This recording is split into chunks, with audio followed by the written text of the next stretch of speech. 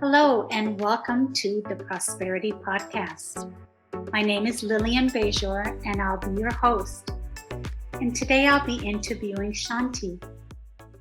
Shanti Piper is the owner of the Breath of Life Studios, a wellness and expression studio in Santa Monica and online. She focuses on sharing progressive vocal techniques, empathy, and embodiment practices, and meditation to assist the soul's journey for healing, acceptance, and empowerment. Shanti Piper has been a voice and music instructor for over 24 years and holds a BA in music in addition to being a trained intuitive and healer and certified walking in your shoes facilitator. With extensive study in voice, polarity therapy, and as a graduate of the Center of Personal Transformation, Shanti's goal is to be far more than a voice coach. It is to provide students with practices and techniques that can deepen their connection to themselves and others, and to help uplift and transform her clients so that they may live a more free and fully expressed life. Shanti teaches private one-on-one sessions as well as group classes and events in her Santa Monica studio, in person and online. Welcome, Shanti. It's so nice to meet you. Thank you so much. I'm so glad you invited me to do this, and it's been a really fun process. And it's funny, when you started reading that intro, I was like, ooh, I want to do that. And, and I do that. That's me. Yes, I know what you mean. And I'm excited to speak with you today. And I have some questions I'd like to ask you. Can you share about what you do? That was just reading your bio, but I want to hear it in your own voice. Yeah, I would say, I'm a voice coach. And in broad terms, that means I help people with ways to use their voices. Maybe someone has a vocal issue, right? It could be singing. I do work with a lot of singers. But I would say inevitably it always leads to how we use our voice in the world. And that is physical, right? Like how I actually produce my voice from my body. And, a lot of us have some fears or blocks around communicating, sharing our voices, whether that's singing a song or speaking to someone one-on-one, or, I work with people who give, speeches. I've worked with a lot of attorneys. Oh, interesting. Yeah, and different types of teachers. I just started working with a Pilates instructor. She sees clients all day and she's losing her voice. So, and I would say there's usually like more than just the physical. If there's an issue with someone's voice, it's usually deeper than, hey, breathe more or use your diaphragm, It's usually more emotional, more spiritual. Yeah. So that's what I would say. I help people use their voices better. Well, that is really interesting. And so what brought you to this work? I have always been involved in music. I played instruments growing up. I played the clarinet and the French horn. And then high school, I switched over to singing. Ended up getting my degree in music. At first I had no idea what I wanted to study in college. So I was just like, I'm going to study things that feel fun and that I want to learn about. It ended up being all music classes. And yeah. And then of course, there's the societal or parental pressure of, hey, you should get a degree. So I did take the regular core classes and got my degree. in music. And along the way, you know, I studied a lot of those spiritual arts, those healing arts. I got certified in Reiki. I did about 3 years of study in a healing art called polarity, which is all about like the different positive, negative, neutral poles in the body and all the elements, you know, fire, air, earth, water, ether. Now, that's interesting. How did you find that affects the voice, and how that affects the voice and body? Yeah, I think it can be very interesting just as another added perspective to see things in elements, right? Like right now in our interview, in my speech, I need some fire, right? I got to deliver. I got to just boom, put it out there. But the element of water is present also. I'm listening. I'm soft. My emotions are present. Ether is like that element of space. So I'm making sure I'm not overwhelmed and feeling small. I'm creating I'm holding space for myself in this room and in this Zoom call. Air, right? I'm talking. Yes. I'm using a lot of air. I'm talking. Yes, I'm with you. I'm really getting it. Yes. Yeah. Earth. I want to stay grounded. I want to stay grounded and present as we're talking. So that's just an example of how, you know, you can see things through the elements. And sometimes with my students, I notice maybe there's an element that's missing or an element that's blocked, or just, hey, you could use more fire, you know, to get things out there. That type of thing. Yeah, I love your perspective and how you're just widening the scope around voice. It's actually exciting. And I'm hearing how you spoke about the body, and I was curious. I don't know if there's more you have to say, or maybe we'll get into it about, you said the voice being physical, like, because it seems to come from the throat, but I'm getting the feeling from your sharing that you're talking about a lot more than just that, the throat chakra. Yeah. And that ties into just, you know, me finishing up that last question where, how did I get into it? I was really into music, and then I got really into the healing arts and the physical body. I started taking yoga. I became a yoga teacher. And really what I do now is an amalgamation of all of those things. And yes, our instrument is our body. So awareness of our body is wonderful. Essential, I would say. Yeah, I hear the depth of your voice. Really, it is coming through with a lot of fire. Oh, good. Yeah, and I just love what I love more about how you're sharing about the body and voice. So let me go on and see what would voice lessons help people in business? I think they would. I mean, you know, my answer is how could they not, right? Yeah. But we use our voices in business, even if it's like our written voice, you know, there's a flow though, you know, hey, I own my own business, right?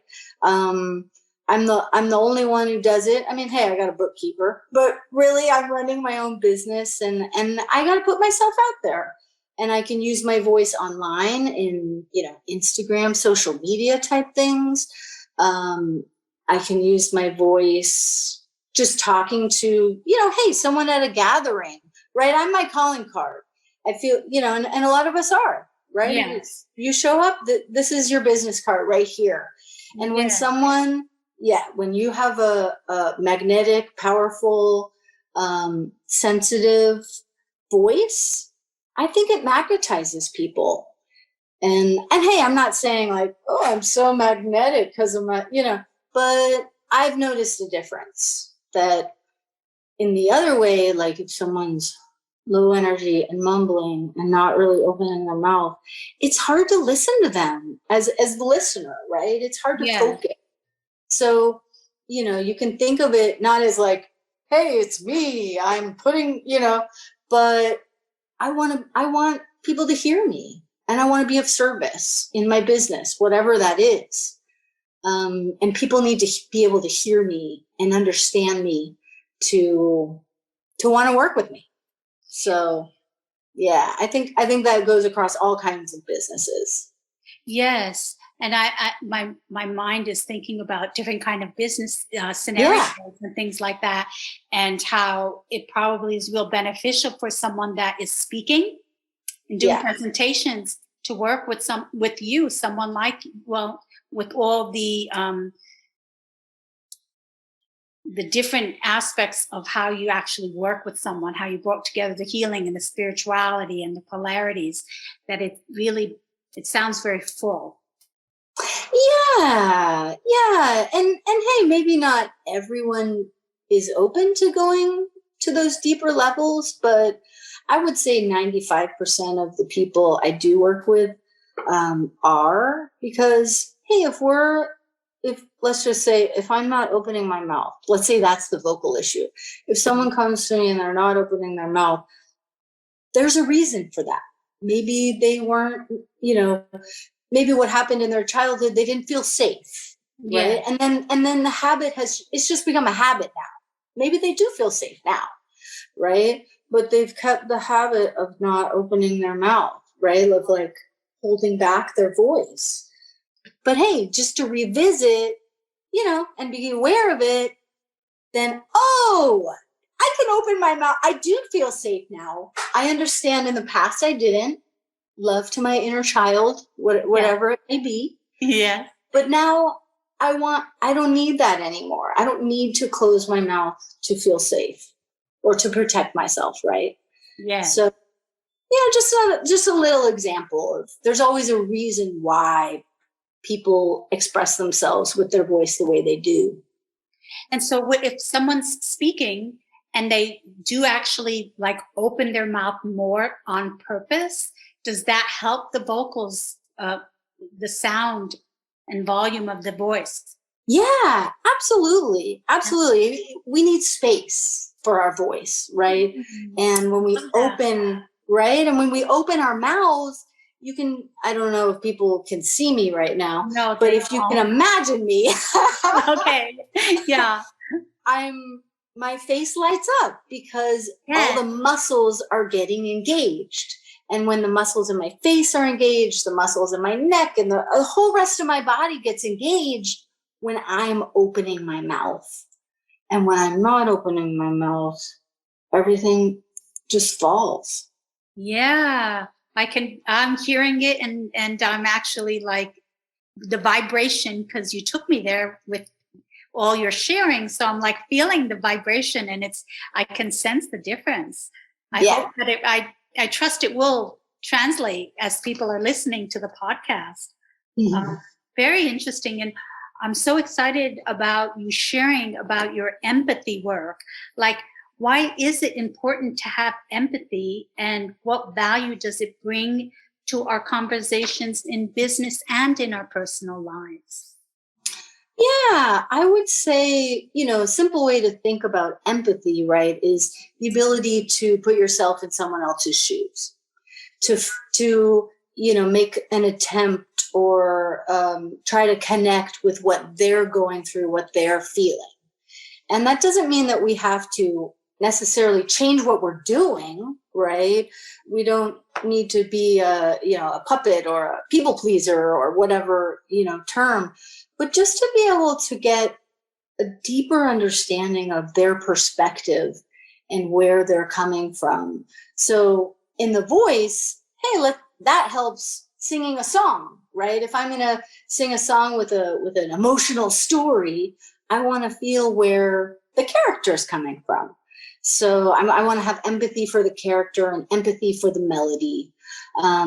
In business, I think it can help with benevolent strategizing, right? I'd like to hear more about that. Yeah. If we can put ourselves in someone else's shoes, maybe someone's on the fence. They don't know if they want to work with us or not, or they don't know if they want to buy our product or not. To be able to just just put ourselves in their shoes of what do they need? What type of service will help them? How will this product be personally helpful to them? Yeah. I think it's great for business, you know. And again, that doesn't mean that we have to change or be manipulative or like, waha, what do they mean? You know? Yeah, I'm not hearing that from what you're saying, sharing. Yeah. I think there's a deeper understanding. Yeah. There's a more full understanding when we can use empathy instead of just our brain, our intellect. It includes the emotions. So the emotional connection. Yeah, emotional connection. Connection, emotional understanding. Yeah. Emotional understanding. Very nice. I'm just, taking that in and realizing that has a lot of value. It would just immediately make a better connection in the conversation. Absolutely. And empathy for ourselves too. Like, can we express what we're feeling? Can we accept our own feelings? Hey, if we're feeling frustrated and we're like, darn, I feel frustrated. Don't feel frustrated. That just makes us more frustrated. Yeah, absolutely. We don't need to make ourselves wrong or shame ourselves for how we feel.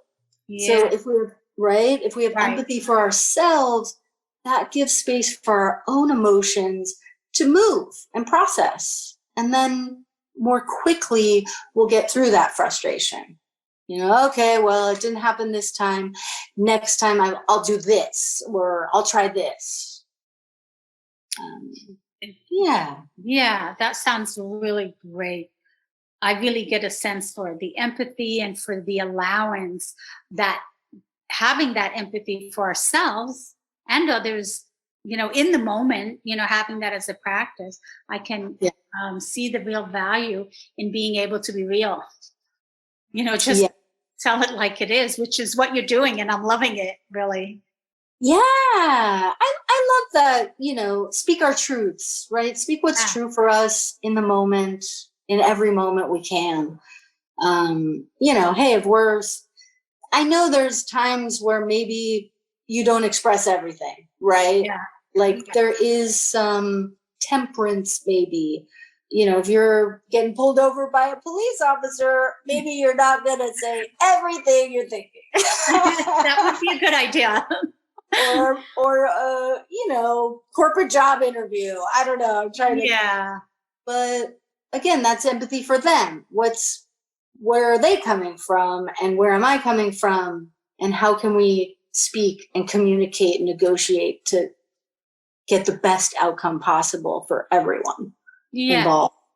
Yes, intelligence is what I'm hearing. Yeah. Maturity. Maturity. Yeah. Oh, great. I just love it. So where is your studio? And I just want to really ask, I did hear you say online, so can you share more about your work virtually, and also where your studio is located? Yeah, I am in Santa Monica on Pico, so it's more the east side of Santa Monica, basically right off the 10 freeway and Centinela. So I'm 3019 Pico Boulevard. And I have this cute little studio with a beautiful keyboard, and my dogs usually come with me. We definitely need the pets. But they can stay in my office if you're not into dogs, Yeah. But I try and create just a lovely, warm, homey atmosphere. This is vulnerable work, So it is. I want to be comfortable, of course, and I want everyone who comes in here to be at ease. People can come to my studio, or obviously I have Zoom lessons all through the pandemic, all through lockdown. I taught over Zoom. And how did that work? You taught the voice lessons and including all that you've shared today on Zoom? Yeah. I feel like, of course, hey, I prefer to be in person. I do. I like that interaction. Yeah.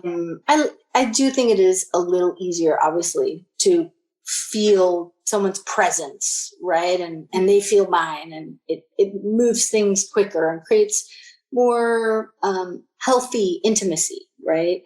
Yeah. But online, I have my piano here, Yeah.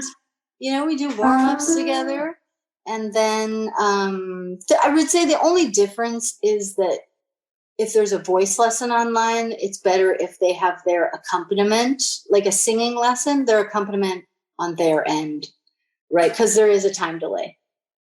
But if someone's coming for speech exercises or walking in your shoes, the empathy, the meditation, it's really just the same online as it is in person. Yeah. And that broadens your reach. People in other states can can hire you. So they don't have to live in California or Los Angeles. Yeah. Yeah. So it's a different vibe. It's a different intimacy, but it still feels intimate to me. I feel like we're on Zoom. I feel very connected to you. I do as well. So I work online. So I'm glad you do work virtually. It just makes it available to more people. Yeah. And I've been to your studio, so I'm going to plug it. It is absolutely lovely. I loved it. Yay. And you have a beautiful garden courtyard. So I just want to share that as well. And how can people contact you? My website is breathoflifestudios.com. I'm an Instagrammer. I love Instagram. I think it is just a fun way to connect. I am Shanti Piper Voice Coach on Instagram.